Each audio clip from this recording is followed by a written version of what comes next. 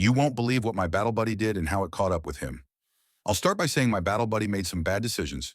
This is the story of how he discovered the consequences. We joined the Air Force through ROTC. Battle buddy got arrested for a DUI. He was prior enlisted and knew he needed to self-report, but he interpreted 72 hours as I'll wait until they put me in for a TS, they'll find out anyway. By the time he came clean, he had pled guilty to reckless driving and public intoxication. Wet and reckless. The standard first-time DUI compromise in California. He got a stern talking to, but this was 2 years after 9/11, and he was a strong cadet with a solid record.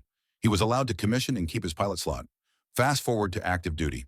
He goes to ASBC, the 6-week classroom training, and has a minor alcohol-related incident, earning a letter of reprimand allure.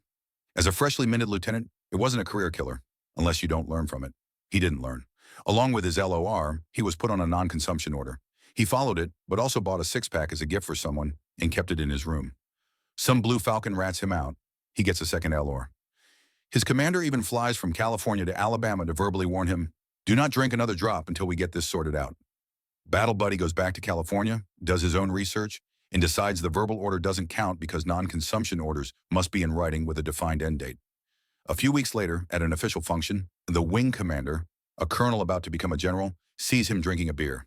That earns him a third LOR and a brutal sit-down with the commander, who had flown out to help him. The commander reviews his file, sees the arrest, and asks for the story. Battle buddy explains, "I started driving home, realized I shouldn't, so I walked to a gas station to find a payphone. When I walked back to my car, the cops were there, and I was arrested." The commander checks the police report. Battle buddy had actually tried to drive over an embankment and gotten his front tires stuck on train tracks.